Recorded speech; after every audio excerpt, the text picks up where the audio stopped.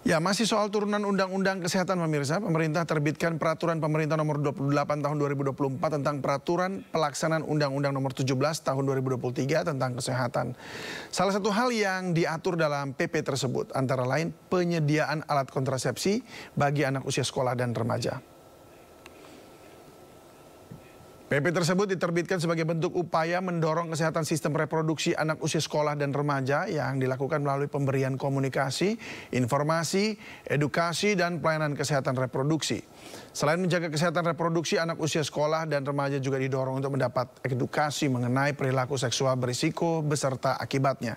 PP ini memuat aturan pula tentang pelayanan kesehatan reproduksi bagi siswa dan remaja yang terdiri atas deteksi dini penyakit, maksud kami deteksi dini penyakit atau screening, kemudian pengobatan, rehabilitasi, konseling, dan penyediaan alat kontrasepsi. Anak dinilai perlu mengetahui pentingnya keluarga berencana dan mampu melindungi diri dari tindakan hubungan seksual atau mampu menolak ajakan tersebut.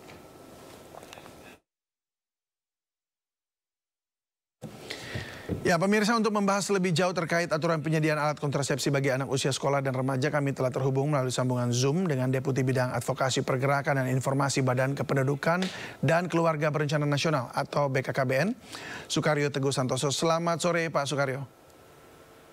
Selamat sore. Ya, terima kasih sudah hadir, dan Wakil Ketua Komisi 10 DPR RI, Abdul Fikri Fakih. Selamat sore, Pak Fikri. Selamat sore, Mas David. Ya, terima kasih waktunya. Waalaikumsalam. Terima kasih waktunya, Bapak-Bapak. Ya, saya ke Pak Abdul Fikri dulu, Pak.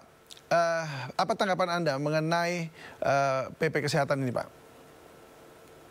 Ya, khususnya terkait soal alat kontrasepsi, Pak, ya, ayat 4-nya itu.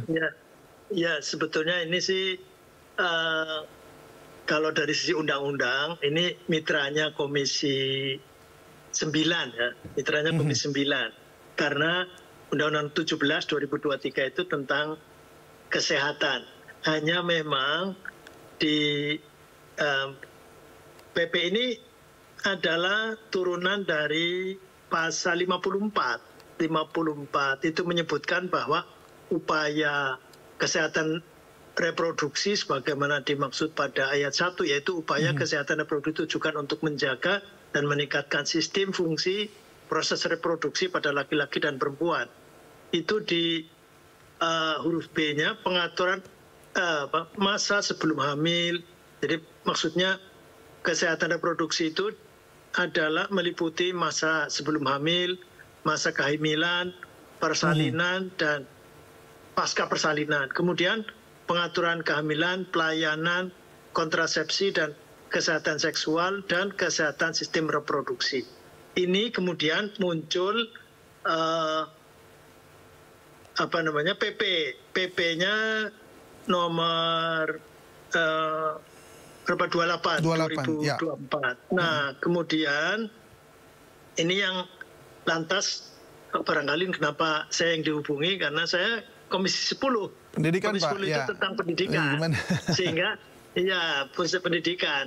Karena ini ternyata ada juga mengatur kesehatan, tetapi dari hulu, yaitu dari pendidikannya. Upaya kesehatan sistem reproduksi usia sekolah dan remaja, sebagaimana disebut dalam pasal 101, itu berupa komunikasi, informasi, edukasi, serta pelayanan kesehatan reproduksi. Nah, mungkin yang menjadi masalah adalah di ayat 4. Pelayanan kesehatan reproduksi bagaimana dimaksud pada ayat 1 paling sedikit meliputi deteksi dini penyakit atau screening, pengobatan, rehabilitasi, konseling, kemudian ada penyediaan alat kontrasepsi. Ini kan kita mendengar ya banyak negara yang kemudian ada problematika itu penyakit menular seksual itu di Skotlandia, di UK, dan di beberapa tempat lagi yang lain. Kemudian ada konsep-konsep bagaimana mengatasinya, sehingga ada istilahnya pendidikan seksual. Nah, pendidikan seksual itu juga pro kontra. Pendidikan seksual itu ternyata banyak negatifnya daripada positifnya, sehingga sekarang cenderung ke pendidikan kesehatan reproduksi. Ini yang paling dipilih oleh negara-negara itu. Kemudian di beberapa tempat yang kemudian banyak masalah, artinya negara-negara barat misalnya, saya tadi membaca salah satunya di mana itu kan pro kontra ketika ada pembagian kondom misalnya di Chicago misalnya. Ini luar biasa karena ini penyediaan alat kontrasepsi. Saya ini karena kebetulan dari BKKBN aja sudah mulai sudah cenderung ke pendidikan reproduksi daripada memilih misalnya, karena efektivitasnya juga kurang dari saya baca sekilas dari hasil surveinya ya, sehingga ini apalagi kemudian ini ayat itu menyebut nanti kalau tidak ada permen atau tidak ada penjelasan yang detail, itu penyediaan alat kontrasepsi itu artinya berarti ya belanja barang itu. Belanja barang kemudian didistribusikan sebagaimana di Chicago itu. Dan di Chicago itu ramenya karena dibagi di SD, di SMP, di SD kalau nggak salah 250, kemudian di SMP 500 dan sebagainya, yang akhirnya pro kontra di antara mereka karena ini bisa diartikan sebagai kemudian karena disediakan supaya dipakai begitu, bukan alat untuk edukasi. Ini saya kira kemudian di Indonesia ini menurut saya setuju juga bahwa penekanannya di edukasi, pendidikan kesehatan reproduksi, dan kemudian lebih komprehensif dan sebagainya, apalagi di sini ada budaya bagus karena tujuan mereka di negara-negara itu adalah menghindari kehamilan remaja, kehamilan di usia dini misalnya begitu. Kalau di kita ini kan kehamilan di luar nikah.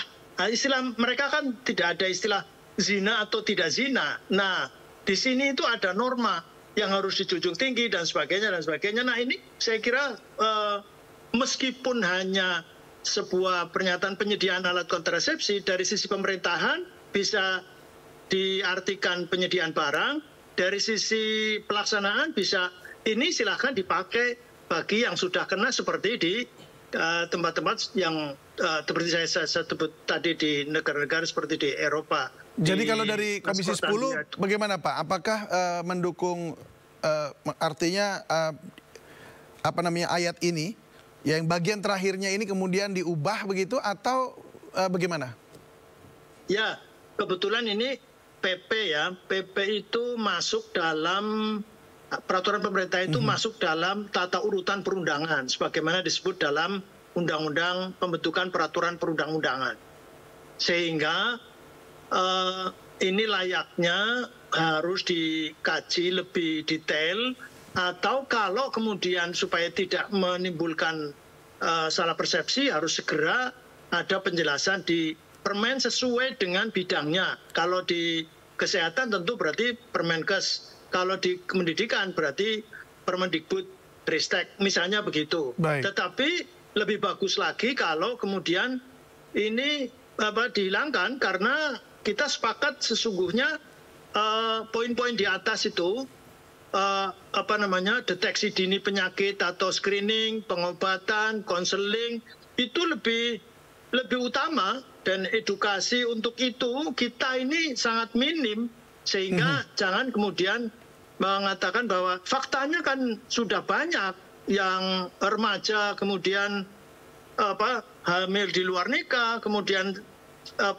seks bebas dan sebagainya. Ya tapi jangan kita menyediakan alat atau menyediakan fasilitas untuk kemudian rusaknya moral. Saya kira begitu. Ini nanti kalau dari sisi pendidikan ini nanti akan mengganggu tujuan utama dari pendidikan itu sendiri sebagaimana diamanatkan oleh Undang-Undang Dasar dan Undang-Undang Sistem Pendidikan Nasional. Begitu. Oke, baik. Saya ke Pak Sukaryo. Gimana Pak tanggapan Anda mengenai apa yang disampaikan oleh Komisi 10 DPR RI ini? Ya, tentu kami dari BKKBN terkait dengan tadi peraturan pemerintah yang nomor 28 tahun 2024 ini kan pelaksanaan dari Undang-Undang Kesehatan ya nomor 17 tahun 2023. Ini kan produk hukum yang sudah disepakati bersama. Tentu ini konsekuensinya memang harus dilaksanakan. Dan apa tadi yang dipesankan oleh Pak Fakih dari Komisi 10 Pak Fakih ya, saya kira tepat adanya bahwa ini tidak letterless, saya kira bahwa itu sebuah alternatif. Apalagi kalau berbicara remaja ya. Nah, dalam tanda kutip ini saya sampaikan bahwa kalau di BKKBN berbicara kontrasepsi itu sasarannya tegas bahwa itu untuk pasangan usia subur. Ya. Jadi untuk pasangan suami istri ya. Dalam rangka apa ya? Untuk menunda, mengatur kehamilan agar sehat, bayinya sehat, ibunya sehat, keluarganya bahagia. Itu mengatur kehamilan. Nah, selain itu memang kontrasepsi khususnya katakanlah kondom misalnya, ini memang fungsinya jadi dual protection, jadi tidak hanya untuk mengatur kehamilan yang baik, sekaligus untuk melindungi keluarga itu dari penularan penyakit-penyakit virus-virus yang memang mengganggu kesehatan baik ibu maupun anak atau dua ya dalam kehidupan keluarga. Contoh tapi ini ada kaitannya dengan anak usia sekolah dan remaja nih Pak? Ya, tentu saja pemikiran ini kan menjadikan bahwa kan kesehatan reproduksi ya. Jadi suatu kondisi yang sehat baik fisik maupun non fisik tidak hanya terlepas dari kesehatan. Tujuannya nih kesehatan reproduksi pendidikan kesehatan reproduksi ini untuk menjadikan remaja itu punya tanggung jawab lah. Tidak hanya terhadap dirinya sendiri, terhadap keluarga, terhadap lingkungan, termasuk ya agama dan sebagainya. Tapi maksud saya cuma mau clear aja nih Pak, apakah betul-betul abis itu kemudian dikasih alat kontrasepsi begitu? Tidak. Maka yang kedepankan sebenarnya adalah edukasinya. Jadi edukasi tentang kesehatan reproduksi, tentang risikonya seperti apa. Kan pendidikan kesehatan reproduksi itu kan bagaimana memperkenalkan ya. Ini bahwa setiap manusia laki-laki punya organ reproduksi yang bisa jadi ada yang sama, ada yang berbeda. Untuk membedakan laki-laki perempuan, cara menjaganya dan fungsinya seperti apa. Nah, memang di dalam perilakunya remaja ini juga ada yang cenderung katakanlah seks aktif ya. Dia melakukan katakanlah hubungan seksual. Tapi ini kan sebenarnya sebuah fenomena di mana kita perlunya betul-betul memberikan pendidikan yang baik, pendidikan moral yang baik kepada remaja. Nah, di dalam implementasinya tidak berarti bahwa penyediaan kontrasepsi untuk anak sekolah itu diberikan di mana-mana, tidak. Itu alternatif terakhir bagi kemungkinan remaja-remaja yang memang sudah tidak bisa diatasi kalau tidak menggunakan kontrasepsi. Dan itu pun sesungguhnya dilakukan oleh tenaga-tenaga ahli setelah melalui konseling yang juga mantap begitu. Sehingga keputusan yang diambil menjadi keputusan yang sangat terakhir ya, seperti. Jadi tidak dibayangkan bahwa pemerintah mendorong remaja untuk menggunakan kontrasepsi, enggak seperti itu ya. Oh, jadi pada pelaksanaannya siapa yang kemudian mengkonseling dan akhirnya menyatakan bahwa oke nih saya kasih kamu ini untuk mengamankan alat reproduksi seperti itu? Iya, pendidikan kesehatan reproduksi itu kan bisa ujungnya dilakukan gitu. Ya, dulu keluarga, kemudian juga di luar sekolah tentu pendidik melalui jalur kurikulum dan pendidikan baik itu sekolah maupun ekstrakurikuler gitu ya. Kemudian juga kalau seperti BKKBN itu ada penyuluh sebaya. Jadi semacam peer groupnya begitu, ada konselor sebaya. Jadi itu yang dilakukan gitu. Jadi pemberian kontrasepsi bukan menjadi sebuah solusi sehingga ini loh kamu tepat menggunakan kontrasepsi, tidak seperti itu. Baik, saya kembali ke Pak Abdul Fikri Fakih. Pak, gimana tanggapan Anda? Iya, jadi kalau memang yang dimaksud seperti Pak Teguh tadi, saya kira memang ABCD itu sudah cukup. Kalau ditambah penyediaan alat kontrasepsi, nanti seperti di Chicago itu, pro kontranya luar biasa dan memang bisa diterjemahkan karena apalagi dibagi-bagi itu. Karena pengadaan, penyediaan gitu, sehingga kalau jadi alat ini kan di konseling itu tadi, jadi edukasi. Saya kira ini pada itu berarti sepakat kita semua. Nah, berarti pendidikan kesehatan reproduksi itu utamanya sebetulnya. Nah, kalau kemudian penyediaan alat kontrasepsi, kemudian nanti diterjemahkan secara pemerintahan atau secara ini pelaksanaan itu kemudian ya menghadirkan provider, kemudian nanti membagi-bagi seperti di Chicago tadi, wah saya kira ini akan sangat luar biasa. Dan menurut saya sebaiknya memang poin E ini andaikan tidak ada penjelasan dengan permen atau dengan peraturan lain, nampaknya ini sebaiknya harus dikoreksi. Ya, baik. Pak Sukaryo, apakah ada penjelasan gitu di permen? Ya, saya kira memang bahwa permen ini diperlukan lebih teknis ya. Ini kan aturan ini tidak bisa dibaca letterless, memang perlu disosialisasikan dengan baik. Apa maksudnya dari ayat ini sehingga masyarakat terliterasi dengan baik, termasuk konteks ini, jadi tidak salah tanggap begitu. Bahwa pemerintah saya kira tidak bermaksud untuk mengumbar istilahnya, menyediakan kontrasepsi apalagi di jalan-jalan dan sebagainya. Kan ada tempatnya di klinik, di pusat-pusat pelayanan kesehatan dan sebagainya. Orang datang, periksa, kemudian diberikan konseling, oh tepat anak remaja bahwa Anda perlu menggunakan kontrasepsi dan sebagainya. Iya, jadi memang karena begini Pak, ini kalau saya baca pun ya, saya seperti melihat kayak kita anak kecil kita kasih pisau gitu, tapi terus diajarin cara motong pisau, pakai pisau, tapi tetap dikasih gitu, disuruh pegang. Gambaran awalnya tuh kayak begitu.